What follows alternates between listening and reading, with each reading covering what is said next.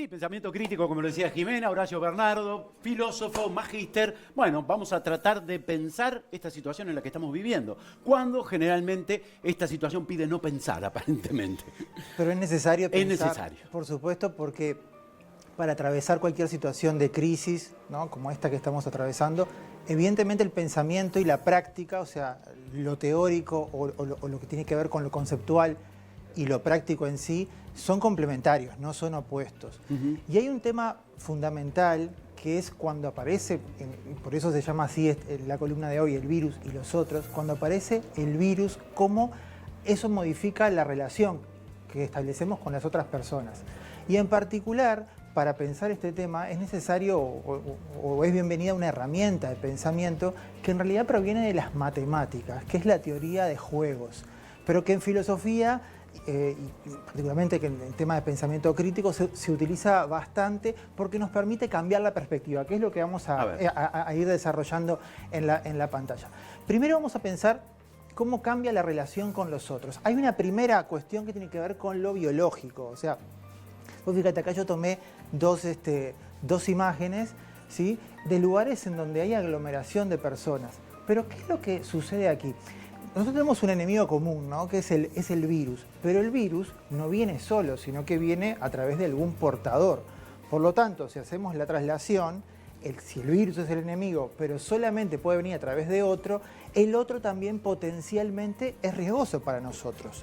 Por lo tanto, hay una primera relación de sospecha, ¿no? Estamos en estos ambientes, pero empieza a variar lo que se conoce, y los sociólogos lo trabajan, que es lo que se llama la proxémica. La proxémica es el estudio de las distancias que se establecen entre las personas y cómo eso modifica las relaciones sociales. Hay una primera cuestión que es esta sospecha sobre los otros, que entendamos no tiene por qué ser una paranoia, una cuestión exagerada, pero sí que hay cambios en estas situaciones. Ya no es lo mismo viajar en un ómnibus, ¿no?, o estar en una feria, que puede ser bueno, incluso hay algunas ferias que ya no están habilitadas, pero pongámosle una feria de frutas y verduras, ya no es lo mismo, la gente se cuida de otro modo. Y es más, te voy a decir otro caso muy sonado, lo que sucedió con esta empresaria, ¿no?, que fue un casamiento y todo el revuelo que sucedió. Más allá del caso de la empresaria en sí mismo, fíjate cómo ella en realidad oficia de chivo emisario, ¿no? O sea, el ¿Emisario o expiatorio? Sí, en realidad son dos términos que se utilizan, pero sí, quiere decir eso, ¿no? O sea que ella está representando en realidad lo que representaría el virus, ¿no? Por esa equivalencia, ¿no?, entre el virus y el enemigo, pero solamente puede ser portador. Ella se transforma en ese símbolo. Pero lo interesante no es hablar de ella en este momento, sino que en realidad todos podríamos ser eventualmente portadores de esa sospechoso para los demás. Vos fíjate que incluso en esto de los saludos, que si el codo, que si te saludás de lejos, en fin, todo eso es diferente. Pero hay un segundo elemento que también tiene que ver con los cambios en las relaciones con los otros, que no es con la cuestión biológica en sí misma, sino con cómo los otros pueden reaccionar, ¿no? A partir de cómo nosotros tomamos el tema del virus, y los otros también lo toman, hay un montón de cambios que también hacen sospechosos a las otras personas. Fíjate, acá voy a poner algunas imágenes, por ejemplo, lo que sucedió en la cuestión, o lo que sucede, no solamente en Uruguay, sino también en el mundo, con la cuestión del abastecimiento, ¿no? Cuando uno dice, bueno, hay un problema con el virus, vamos a copiarnos de todo, ¿no? Y aquí puede suceder, y ahora va a venir el tema de la teoría de juegos, porque algunas de las interpretaciones que se hacen van directamente a juzgar a las personas, es decir, bueno, en realidad estamos viviendo en un individualismo, ¿no?, exacerbado, o las personas están luchando por su supervivencia, en fin, incluso hay hasta explicaciones de orden, bueno, esto es el fruto del capitalismo desmedido, el neoliberalismo. Bueno, yo no voy a negar que puede haber algún tipo de elementos, pero en todas esas explicaciones, y a esto es lo que voy, se está tomando al individuo en relación a sus propias necesidades. Pero hay otra forma de enfocar cómo nos relacionamos con los otros, y es a partir de cómo cada una de las personas nos hacemos expectativas no de lo que nos pasa a nosotros, sino de lo que nos puede pasar a los demás. Fíjate, voy a poner un ejemplo y vas a ver cómo se explica el tema de esta locura del supermercado, pero también otros elementos, ¿no? A ver. Vamos a poner un ejemplo. Vamos a poner que en la sociedad, en lugar de haber 3,5 millones de personas, hay solamente 2, que es Pedro y María, ¿no? Pedro y María son personas normales. Normales, bueno, no hay nadie normal, pero en realidad que no están enloquecidos por ir a comprarse del supermercado ni nada de esas cuestiones, ¿está? Pero ¿qué es lo que puede hacer cada uno de ellos? Puede suponer dos cosas respecto del otro. O sea, Pedro puede suponer que María actuará normalmente y que va a comprar como al supermercado. Normalmente, sí. O puede suponer que se va a desesperar y se va a comprar todo y que podría dejarlo desabastecido. Y al mismo tiempo María podría suponer lo mismo de Pedro. A partir de ahí, y a partir de esta utilización de la teoría de juegos, se da 4 juegos posibles, que es lo que vamos a ver ahora. Vamos a ir para acá. Podría suceder en una primera situación que las expectativas de Pedro, ¿no?, cree que María actuará normalmente y María también cree que Pedro actuará normalmente. O sea, los dos creen que van a ir al supermercado y van a comprar, si necesitan 2 litros de leche, van a comprar 2 litros de leche. Lo que te daría situación normal. Una situación normal. Perfecto. Pero puede suceder lo siguiente, puede suceder que en este caso Pedro crea que María actuará normalmente, pero María no. María cree que Pedro va a ir y se va a llevar todo. Entonces, ¿qué sucede? María, que es una tipa normal, ella se empieza a hacer, digamos, toda la cabeza, digamos, con las expectativas. Y entonces es muy probable que María, ella, actúe exageradamente. Entonces vaya al supermercado y haga acopio por las expectativas. Podría suceder al revés, o sea, en lugar de María, Pedro, que hiciera las expectativas respecto a la exageración de María y fuera él el que actuara exageradamente. Y por último, se daría el caso de que los dos actuaran exageradamente y ahí es la posible situación crítica. O sea, es tipo que van y se llevan todo. Esto que, si queda claro estas 4 situaciones, acá la perspectiva cambia. No es que cada uno piensa respecto de sí, sino respecto de que va a ser el otro. Y fíjate lo que pasa. Si estamos en una situación normal y por algún motivo María sospecha de Pedro, María va al supermercado y compra un montón. Cuando Pedro ve eso, dice, entonces se confirma esta situación y también. Entonces puede pasar de aquí a acá, o de aquí se puede ir viajando hasta acá. O sea, basta que uno de los dos vea alguna situación en los otros para que se contagie esa situación. Vos acabás de utilizar un término, ¿no? Contagio. ¿Qué es lo que sucede? ¿Qué es lo que sucedió tal vez en la crisis del 2002? Ese contagio social que va más allá del virus. Que es un contagio de cabeza. Exactamente, que es un contagio de cabeza y que tiene que ver con las expectativas que nos hacemos respecto de los otros. Ahora, la pregunta es, bueno, ¿pero qué hacemos? Porque entonces esto de que es una cosa inevitable. No, ¿qué podrían hacer, en este caso, en esta situación de que hay 2 personas nomás, cómo podrían evitar esta cuestión? Bueno, Pedro y María se podrían sentar y dialogar. Entonces, la solución aquí sería tendría que incluir 2 elementos. Uno, el diálogo, y en segundo lugar, la confianza entre los dos. Si, por ejemplo, establecemos que ninguno de los dos va a comprar exageradamente y creemos lo que dice el otro, esto es vital, ¿no? Lo mismo con la cuestión de la cuarentena. Si nosotros creemos que los otros se van a cuidar o creemos que los otros no se van a cuidar, también podemos entrar en una histeria colectiva que entra de la situación normal a la situación crítica. Esto no está negando el virus. Lo que está diciendo es que esto potencia la cuestión. Claro. Ahora, vos pensás, estos son 2 personas, ahora nosotros somos 3,5 millones, ¿cómo hacemos para poder dialogar? Bueno, no es posible, pero hay 3 formas en las que es posible que esta situación normal no se llegue hasta esta situación crítica, siempre y cuando se mantenga el diálogo y la confianza. O sea, eso que Pedro y María podían hacer por sí mismos, en la sociedad se da en otras formas. ¿Cuáles son esas formas? Por lo menos 3, que es lo que quiero plantear. La primera es el gobierno. O sea, y acá hay una foto de la primera de las reuniones, pero ha habido diversas reuniones de prensa en tema de la emergencia sanitaria y de los distintos elementos que suceden, ¿no? Pedro y María se podían juntar y podían dialogar ellos, pero ahora ese papel, al no podernos hacer una especie de ágora, ¿no?, pública donde todos nos juntamos, el gobierno centraliza esa función. Es fundamental que la credibilidad del gobierno y las medidas que puedan tomar sean, digamos, pertinentes, o sea, que habiliten al diálogo y que tengan esa confianza. Evidentemente, sí. Por eso es la democracia representativa, es decir, acá vemos a Pedro y a María. Exactamente. En esta foto, donde está todo el gobierno en pleno, en realidad podríamos ver, siguiendo tu ejemplo, a Pedro y a María. Son las personas que van a dialogar por Pedro y María. Exactamente. En este caso el Poder Ejecutivo, ¿no? Que, como bien decís vos, es una representación de Pedro y María, que en esta sociedad que no somos 2, sino que 3,5 millones, y con una democracia representativa se simboliza en esto. Y no solamente se simboliza, genera actos concretos, ¿no? Entonces es muy importante el papel del gobierno. Pero no solamente eso, hay otro actor que es fundamental para este diálogo y esta confianza, y que son los medios de comunicación.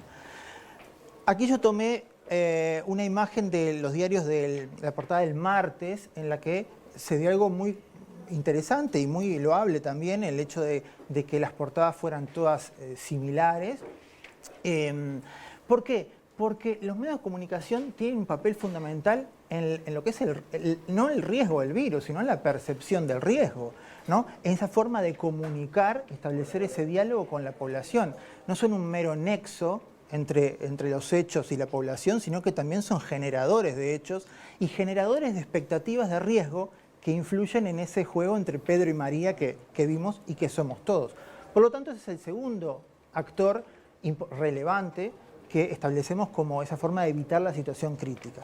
Y hay un tercer actor, establecemos 3, podría haber otros, pero por lo menos 3 fundamentales, que es la población en sí misma, ¿no?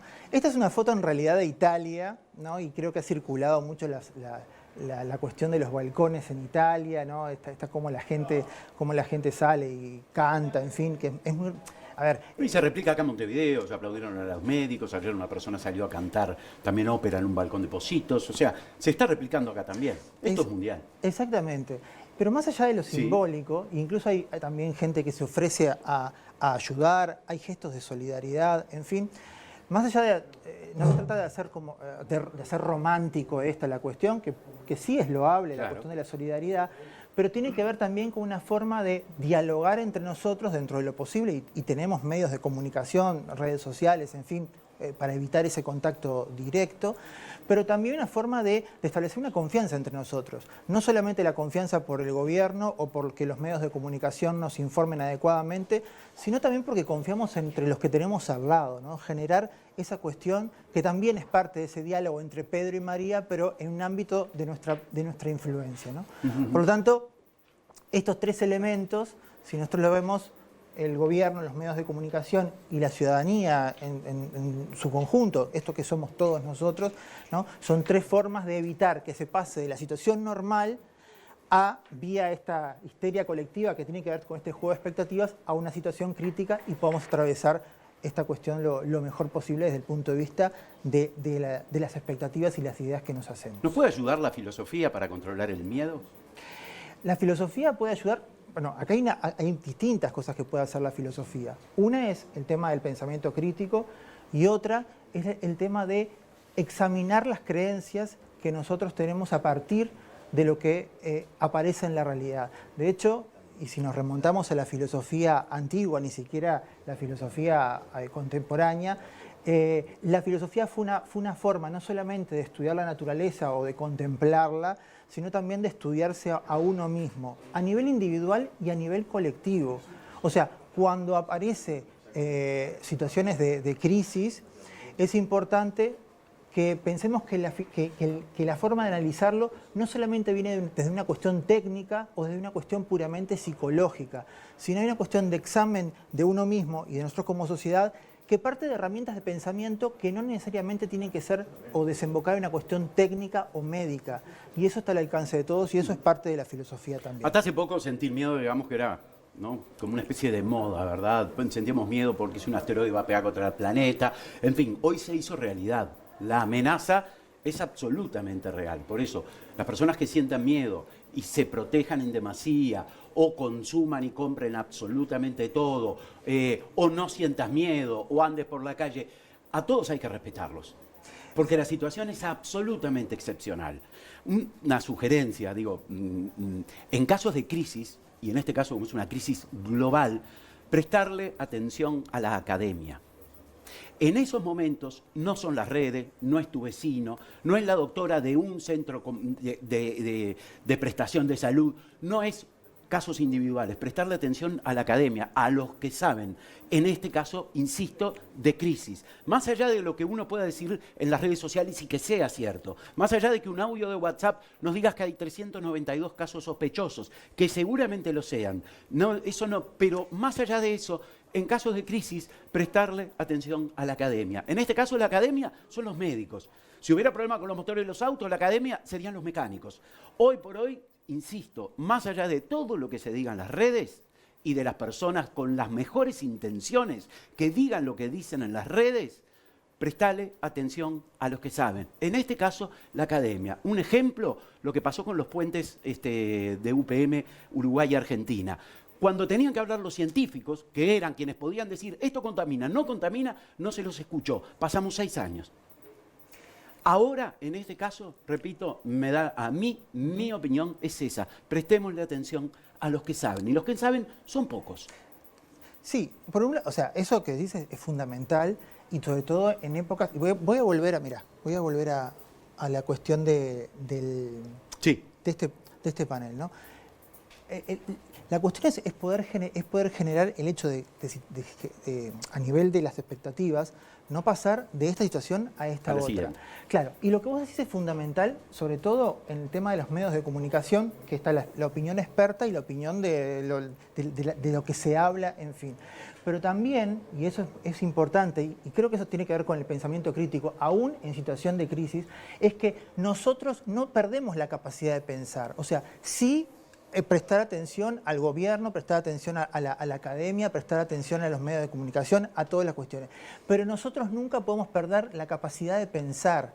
Y esa capacidad de pensar viene por las herramientas que nos permiten a nosotros, en primer lugar, discernir qué información es correcta o qué información proviene de determinadas fuentes que son confiables o no, o que tienen relación o que tienen determinada coherencia. Pero eso es importante también, ¿sabes por qué? Porque muchas veces lo que sucede es que dejamos en manos, que más allá de lo natural, por supuesto, no vamos a nosotros a sustituir la opinión técnica, pero hay toda una serie de elementos que podemos hacer porque en realidad nos afecta a nuestra propia vida y es aplicar y pensar por nosotros mismos a partir de lo que se aparece como situación crítica. ¿Por qué? Porque no importa solamente la cuestión biológica, que es una parte fundamental, sino también todas las cuestiones sociales y todas las cuestiones conceptuales que están alrededor o se generan a partir, en este caso, de esta crisis tan importante que estamos atravesando. ¿Se puede fortalecer la humanidad a partir de esto?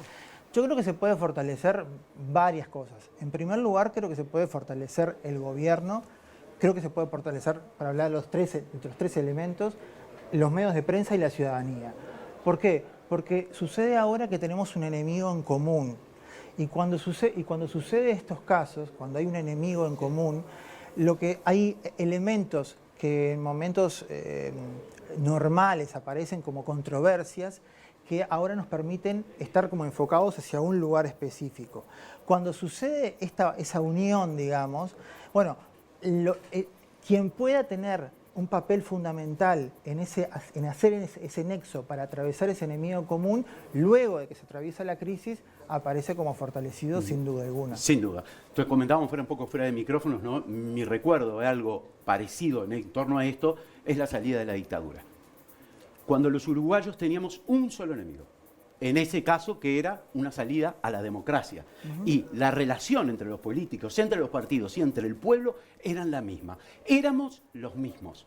Uno ve el gobierno actual y no ve a la oposición, no ve a seres humanos, a uruguayos haciendo lo mejor por uruguayos. Así que ojalá que esto entonces nos deje este tipo de enseñanzas, este tipo de aplicaciones y que nos dure durante muchísimo tiempo. Horacio, ha sido un placer realmente, y ahora me despido porque obviamente ya este es el penúltimo programa de Buen Día Uruguay, seguramente no nos veremos en este formato, pero ha sido un placer tenerte aquí como profesional, como filósofo, como persona, para poder hacer llegar a las personas esto que a veces parece ser más la palabra, que es pensar, y fundamentalmente pensar críticamente, positivamente. Gracias, Horacio. Y gracias a vos también por compartir todos estos momentos y al programa también por dar un espacio a estos enfoques. Genial. Muchísimas gracias.